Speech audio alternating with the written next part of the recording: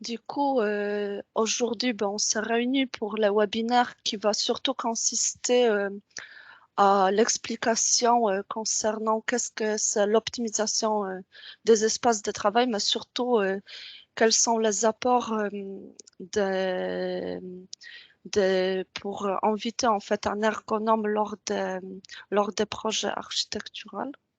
Voilà. Donc, je ne sais pas si vous êtes au courant, mais du coup, à la médecine du travail, en fait, dans notre service de santé au travail, on a une équipe pluridisciplinaire. Donc, votre médecin du travail, vous la connaissez bien. Sinon, il y a des assistantes de santé au travail qui s'occupent surtout du coup de la fiche d'entreprise. Ensuite, il y a des infirmières. Également, il y a la psychologue du travail. Il y a également une secrétaire médicale avec qui vous pouvez être en premier contact si vous avez besoin voilà, de prendre un rendez-vous avec votre médecin.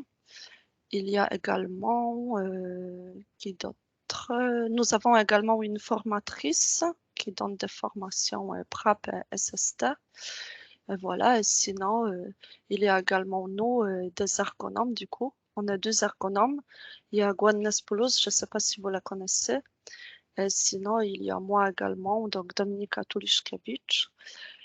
Et voilà, donc notre métier, il consiste surtout du coup à analyser l'activité réelle qui se passe sur le terrain en fait. Donc, Mhm. c'est ce que vous allez voir du coup. Donc, on se déplace dans votre entreprise et la demande, elle vient toujours du médecin du travail. En fait, soit c'est vous qui pouvez le contacter pour savoir si une étude en ergonomie ou une intervention en ergonomie, que je vais vous expliquer après quelles sont les différentes situations pour lesquelles on peut intervenir.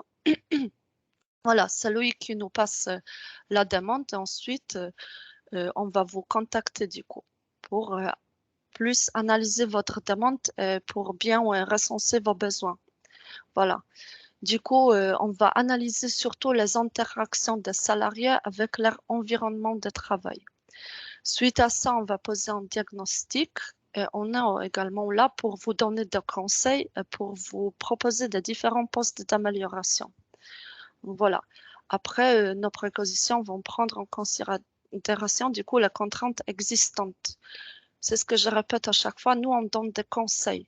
Du coup, vous n'êtes pas obligé de la mettre en œuvre. Après, ce sera mieux pour vous, mais voilà. Et en même temps, on n'est pas l'inspecteur du travail, donc voilà, il ne faut pas avoir peur de nous. Sinon, qu'est-ce que c'est l'ergonomie? En fait, souvent, on m'a dit, dès qu'on me voit, ah oui, vous allez venir pour régler un siège ou voir si mon bureau est à bon hauteur. Oui, parfois, on peut faire ça, mais notre cœur de métier, c'est surtout l'amélioration des conditions du travail. Et l'autre chose, c'est également, c'est que on va adapter du coup le travail à l'homme et pas, par exemple, que l'homme, il doit s'adapter au travail. C'est pareil quand vous êtes installé aujourd'hui devant votre ordinateur, en fait, même si votre, je sais pas, je ne vois pas, mais si votre ordinateur, il est trop bas, en fait, euh, un ergonome, il va vous dire, ben, pour éviter une mauvaise posture, vous n'allez pas voilà, vous courber ou avoir une mauvaise posture. L'essentiel, c'est du coup d'adapter le travail, l'environnement, les outils à l'homme. Du coup, mon conseil, ce sera de rehausser votre ordinateur pour que du coup, vous gardez la bonne posture. Ça, c'est plus micro. Après, vous allez voir niveau macro dans le projet, comment nous, du coup, on peut intervenir et quel genre de conseils on peut vous donner. Du coup, c'est aussi ça notre métier. L'ergonomie, c'est très pluridisciplinaire. Du coup, on s'intéresse également à la biomécanique, à la psychologie du travail un petit peu, à la santé et prévention des risques, la physiologie et anatomie, la sociologie. Parfois, on peut également analyser la population au sein de votre association. Ensuite, également, on peut toucher à l'ingénierie, les outils et la technologie. C'est ce qui ça pourrait être intéressant dans, par exemple, la rédaction des spécifications fonctionnelles. Par exemple, si, je ne sais pas, on travaille dans une usine, on a besoin d'un nouveau matériel, on va s'intéresser du coup à cet outil. Est-ce qu'il y a assez de place pour le mettre en œuvre? Comment on va l'utiliser dans le futur? Et ensuite, également, on peut toucher également au management, à l'organisation. Donc, comme vous voyez, comme vous pouvez voir, c'est très pluridisciplinaire en fait. Et du coup, pendant nos interventions, on peut avoir différentes méthodologies. Donc, on a plusieurs outils également qu'on utilise. On peut être amené à animer ou à participer aux différents ateliers. Et à la fin de notre intervention, soit on vous rendre le compte rendu ou sinon, on peut être amené à présenter une restitution devant un plus grand groupe en fait. Donc voilà, les interventions qu'on peut mener, ça peut être en seule étude ou l'aménagement des postes pour une seule personne, par exemple. Sinon, pour plusieurs, du coup, soit une étude individuelle ou collective. On réalise également la métrologie, ce qui peut être, ce qui peut consister, pardon, la mesure des ambiances physiques. Donc, par exemple, le bruit. On peut vous donner du coup des conseils comment diminuer voilà, le, le, le bruit qui est trop important, qui peut être le facteur des interruptions de tâches lors de votre travail. On peut également mesurer l'éclairement, voilà. Ou sinon, on est là surtout du coup pour donner des conseils en entreprise. On participe également au projet. Donc, c'est ce qu'on essaye de faire, c'est surtout de supprimer des risques dès la conception d'un projet. Voilà, pour que dans les futurs espaces de travail, il y a beaucoup moins de risques. Ou parfois, on peut également réfléchir sur les nouveaux risques qui peuvent intervenir du coup. Et comme je l'avais déjà dit, donc la rédaction des spécifications fonctionnelles, les cahiers de charges. Voilà. Donc, mon métier, c'est ce que je fais dès le début, et mon collègue également, c'est du coup l'analyse de la demande. On va poser un constat. Qu'est-ce qui se passe réellement sur le lieu de votre association? Donc, peut-être vous avez remarqué qu'il y a un absentéisme qui est important, ou il y a vos collaborateurs qui se plaignent suite aux différentes douleurs voilà, dans leur corps, ou peut-être il y a des risques psychosociaux qui sont là en fait. Là, c'est plus le psychologue du travail qui va y intervenir, mais nous, on peut quand même commencer à l'observer. Ça va plus être un projet organisationnel. Mais voilà. Ou peut-être si vous avez un projet concernant, du coup, je sais pas, un déménagement dans les espaces plus grands ou peut-être plus petits, ou un agrandissement de votre bâtiment, voilà, ou réorganisation complète de votre service. Donc, nous, on est là, en fait. Suite à ça, si on est bien d'accord, on pose bien le projet, parce qu'il faudra toujours que le projet il soit bien défini, en fait, et qu'il a le début et la fin. Et après, nous, on intervient en tant que participants. Donc, c'est ce qu'on va faire sur le terrain. On va surtout analyser le travail réel qui se passe actuellement sur votre lieu de travail. Et tout ça, ça va se faire avec une méthodologie des observations. Du coup, on va observer comment chacun de vos salariés travaille, quelles stratégies ils mettent en place, comment se passe également la communication entre vos salariés. Et du coup, souvent, ben, toujours dans les entreprises, il y a des process qui se fassent. Par exemple, on va voir qu'est-ce qui est réalisé en amont et en aval du poste, lequel on va, du coup, lequel on voudrait, du coup, soit évoluer ou agrandir ou déplacer sur un autre espace. Je parle d'espace architectural. Voilà. Et avec nos observations, du coup, souvent, on prend des petites photos ou des vidéos pour, voilà, bien observer comment la personne également, elle se met avec quelle posture, parce que c'est aussi biomécanique et organisationnel. On va également poser des questions.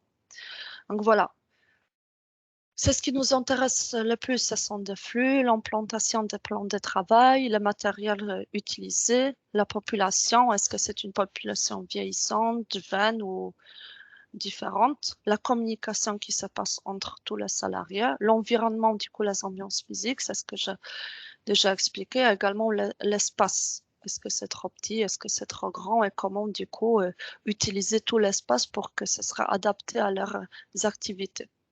Mais pour que ça marche bien, en fait, souvent, c'est intéressant de construire des groupes de travail pour que ce soit vraiment un travail collaboratif, en fait, et que chacun donne ses idées. Parce que moi, je vous amène un nègre extérieur. Par contre, c'est surtout vous et vos collaborateurs qui sont toujours sur les lieux de travail. Donc voilà, ce sera plus le débat. C'est comme ça qu'on va trouver la meilleure solution, en fait. Et à la fin, du coup, il y a l'étape de la restitution pour bien, du coup, définir toutes les solutions qu'on pourra mettre en place ou pas. Voilà, c'est toujours des conseils qu'on va donner. Du coup, qu'est-ce que c'est un projet? Il y a différents types de projets, également des stratégies qu'on peut mettre en œuvre. Vous pouvez avoir un projet de qualité, d'établissement, de la sécurité, innovation sociale, architecturale. Voilà, et c'est ce qui est très important, c'est du coup de bien construire un cahier de charges qui nous permettra du coup de bien valider si, s'il y a vraiment des choses à mettre en œuvre. Et voilà, c'est l'autre chose également qui est très important, c'est ce que j'ai déjà dit, c'est la temporalité d'un projet. Du coup, qu'il a un début et la fin. Et du coup, comme vous pouvez voir, avec le temps, notre capacité d'action sur le projet diminue. Voilà. Par contre, le degré de la connaissance sur le projet ben, augmente, bien sûr. Parce que à la fin du projet, on sait toujours à quoi il va ressembler. Au départ, c'est souvent flou. Donc, c'est pour ça on a plus de capacité d'action.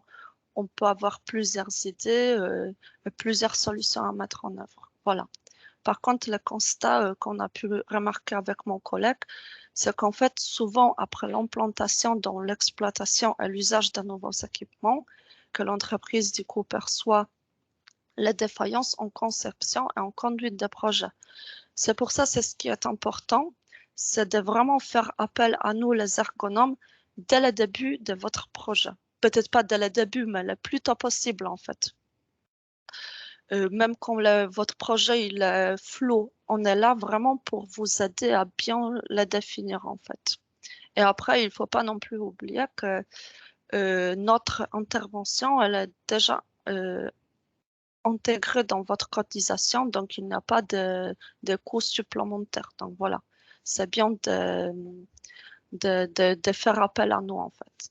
Concernant du coup le projet, il faut les communiquer au sein de votre entreprise pour qu'il soit vivant en fait. Il faut toujours les motiver, et vos salariés, et vos collaborateurs, tout le monde en fait.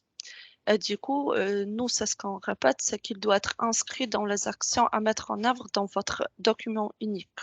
Voilà. Ce qui est des projets, il faut dire également que souvent, il y a des difficultés possibles. Donc voilà, il faut y réfléchir dès le début des projets. Quelles seront les difficultés qu'on pourra voir lors de notre projet? Pourquoi on parle des choses entre les guillemets négatives dès le début pour justement être prêt à les surmonter en fait, pour pas qu'on se perde ou qu'on se démotive lors de notre projet en fait. Donc c'est ce qui peut arriver, c'est par exemple l'insuffisance d'études préalables.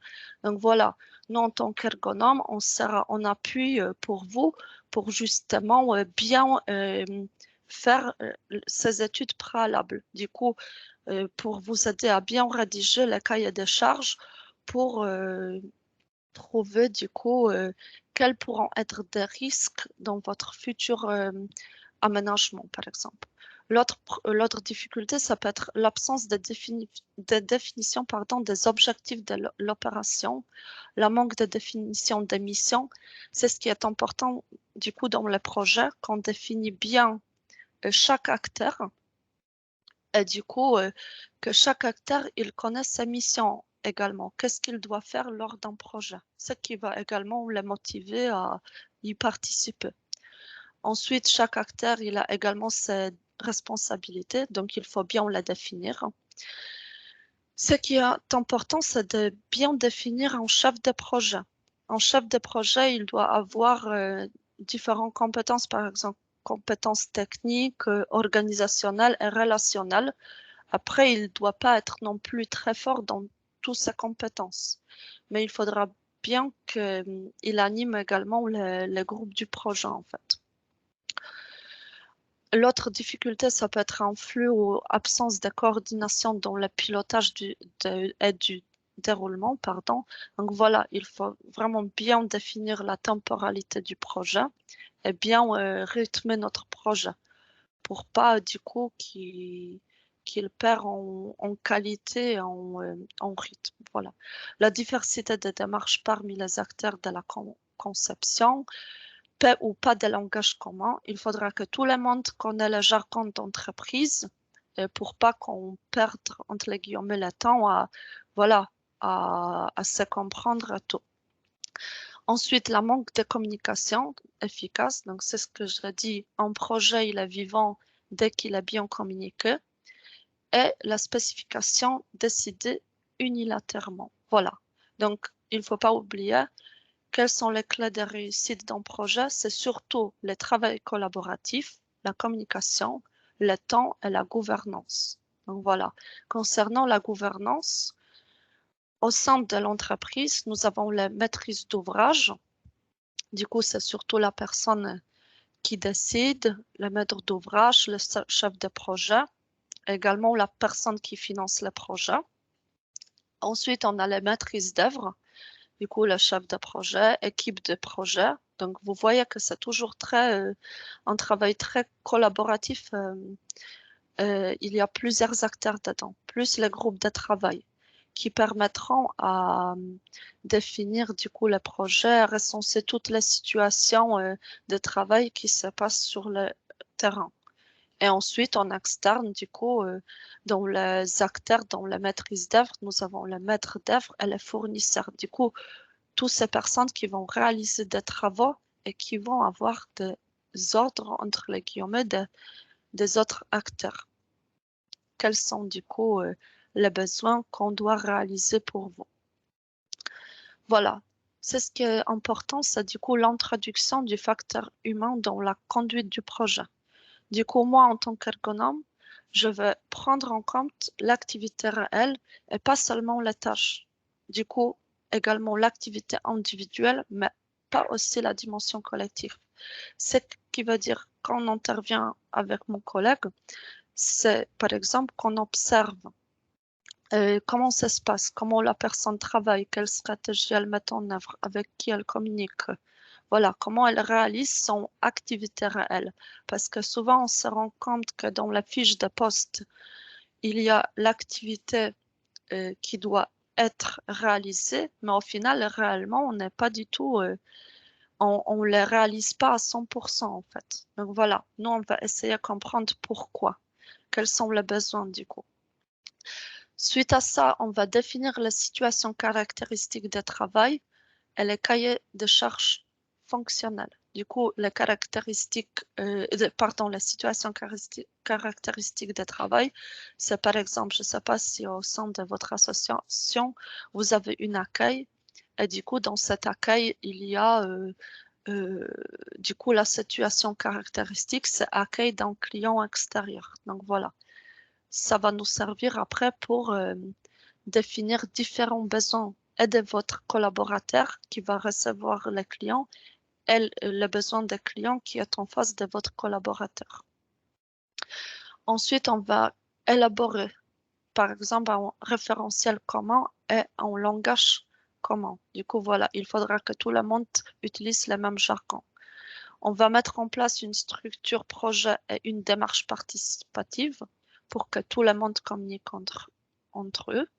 On va outiller les acteurs et les participants à la conduite des projets. Donc voilà, c'est ce que j'essaie un petit peu à faire aujourd'hui. Je vous explique quelle est la nature d'un projet, comment il est en fait. Voilà, qu'il y a plusieurs acteurs, la temporalité, comment il peut être découpé aussi en différentes phases, c'est ce que vous allez voir par la suite. Ensuite, on va faciliter du coup l'appropriation de la future situation de travail, simuler les situations futures de travail et assurer un suivi après l'implantation finale. Du coup, on est aussi en veille sur votre projet. Donc, par exemple, toutes les solutions qui ont été mises en place, si ça se trouve, elles vont engendrer de différents risques qu'on n'a pas pris dès le début en oui, on n'a pas pensé qu'il y aura ces risques qui vont apparaître. Du coup, voilà, grâce à notre veille sur votre projet, on va essayer de réduire ces risques. Voilà. Du coup, passons à la première phase d'un projet, c'est l'étude de la faisabilité. Du coup, nous, en tant qu'ergonome, notre plus-value, ce sera l'enrichissement des objectifs du projet et le diagnostic de l'existant. C'est-à-dire, on va effectuer une analyse spatiale et d'activités réelles. Donc voilà, par exemple, comme sur les images en haut, on va réfléchir, par exemple, est-ce que la machine qui a été mise en place, est-ce qu'il y a assez de place autour pour qu'il y a, je sais pas, le passage des autres personnes? Est-ce que niveau ambiance physique, c'est adapté, par exemple, la luminosité, le bruit également de la machine? Est-ce que l'opérateur aura besoin des outils pour rester toute la journée à côté de cette machine? Et l'autre chose également, c'est ce qui est important, je vais répéter, c'est l'intégration de l'ergonome dès le début du projet. Un travail participatif et itératif des différents acteurs, parce que c'est ça également qui va permettre à un projet qu'il sera bien réalisé. Et ensuite, les plusieurs solutions proposées, pardon, excusez-moi, c'est ce que nous, on va faire en tant qu'ergonome. On va vous proposer plusieurs solutions qui peuvent être de moins à plus coûteuses, en fait. Donc voilà, même si votre budget il est petit, on va essayer de raménager votre espace avec le budget que vous avez, en fait. Donc voilà, un ergonome, c'est quelqu'un qui va surtout observer d'un problème macro. Et après, grâce à notre constat, on va vraiment essayer de trouver la meilleure solution pour que le projet il sera bien réalisé, en fait. Du coup, deuxième phase, c'est aide à la conception, surtout pour rédiger votre cahier de charges. Du coup, il y aura le recensement des situations de travail. On va également écouter vos salariés pour bien avoir les retours concernant les besoins. On va réaliser des ateliers de simulation sur le maquettage. Nous utilisons actuellement un logiciel 3D SketchUp que je vais vous montrer tout à l'heure comment ça marche, quelles sont ses plus-values. Ensuite, on va définir également l'organisation future. Donc voilà, par exemple, ici en petite image dans une boulangerie. Donc, comme je vous avais dit, on va regarder du coup l'activité qui se passe réellement, quels sont les flux, quels sont les besoins des clients, des salariés, et les produits qu'on utilise, les matières premières, les déchets également. On va vraiment prendre toute la globalité en compte pour trouver la meilleure solution pour que ça marche bien dans le futur. Donc voilà, après c'est ce qu'on réalise suite à nos analyses de travail réel. C'est qu'on va, par exemple, si c'est un projet architectural, nous allons prendre toutes les mesures, un petit peu comme des architectes, pour les projeter sur le plan, sur la future maquette. Grâce à ces maquettes, nous pouvons retravailler du coup votre espace de travail pour savoir comment ce sera dans le futur. Vous allez voir. Voilà, troisième étape, c'est du coup la réalisation des travaux. Donc, c'est ce qu'on attend de vous, c'est du coup le suivi de préconisations apportées. On sera toujours à votre écoute. Si besoin, on peut toujours revenir sur le terrain. Par exemple, si c'est un projet concernant l'optimisation des espaces de travail, on est toujours en possession des maquettages, des maquettes en 3D. On pourra les retravailler si vous avez finalement des autres idées à mettre en œuvre. Et en plus, on va poursuivre du coup l'accompagnement de vos salariés pour que tous ces besoins seront à l'écoute en fait. Voilà, donc ici, c'est une réalisation qu'on a pu effectuer dans son cabinet médical en fait.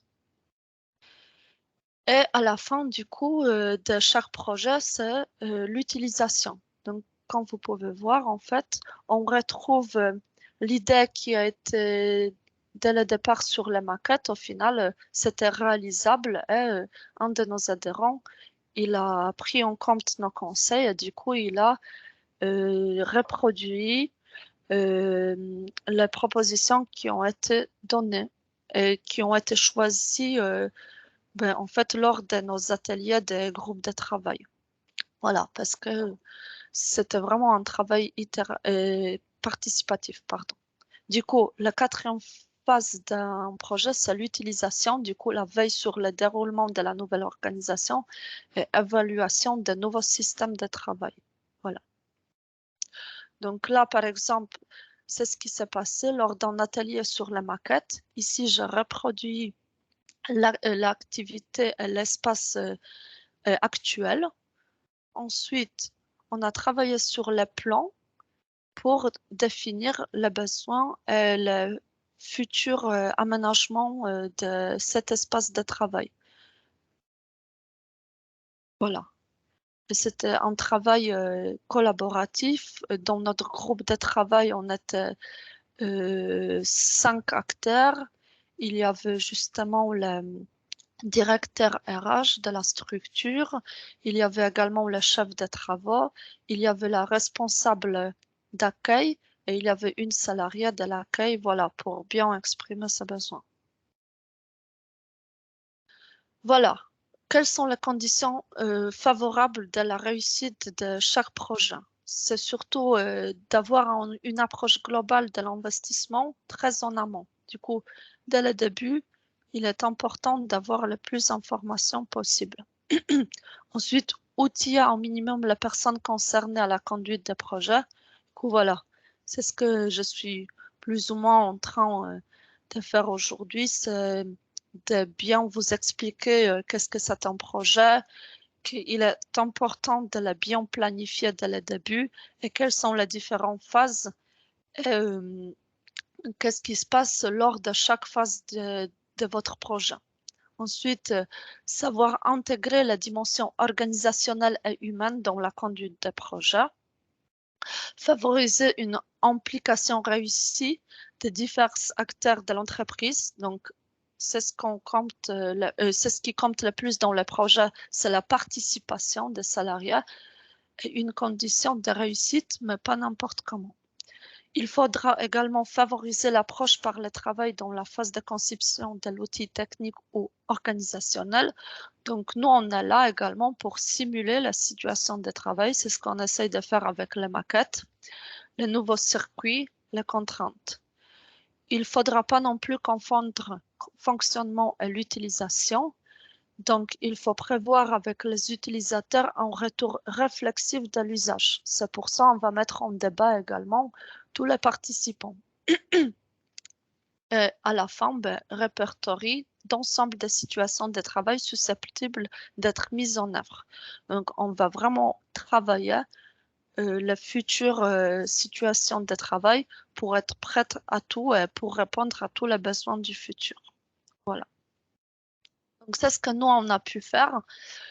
On a, là, il n'y a que deux exemples de nos accompagnements, mais par exemple, dans une maison senior, nous avons travaillé sur accueil. Donc, voilà, comme vous pouvez voir à gauche, en haut, souvent dans les maisons comme ça ou même dans les EHPAD, il y a des personnes en mobilité réduite. On s'est rendu compte que dans cet accueil-là, il n'y avait pas du tout d'un bon d'accueil adapté à ces personnes-là. Donc voilà, notre solution qu'on retrouve à droite en haut, c'est du coup de mettre un accueil pour les personnes en mobilité réduite.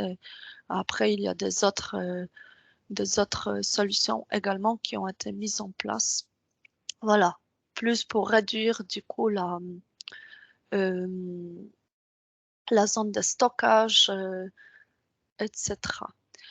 Et mettre plus en évidence également l'opératrice qui est à l'accueil.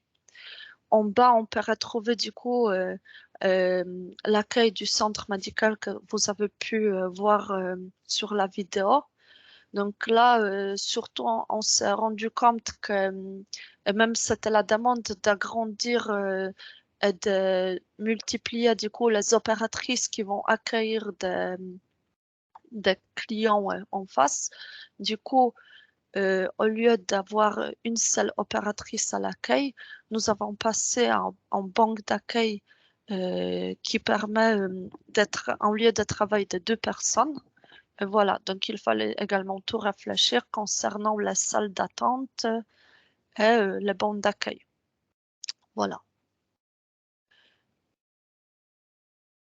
Donc, après, je ne sais pas si vous avez déjà vu également, nous avons un support qui explique bien également notre démarche dans le projet. Donc, c'est là-bas aussi que vous pouvez trouver toutes les informations. Voilà. Tout est compris dans un petit document que vous pouvez distribuer également lors de votre réunion CSE. Merci beaucoup. J'espère que j'étais claire, mais sinon, si vous avez des questions à me poser, n'hésitez pas.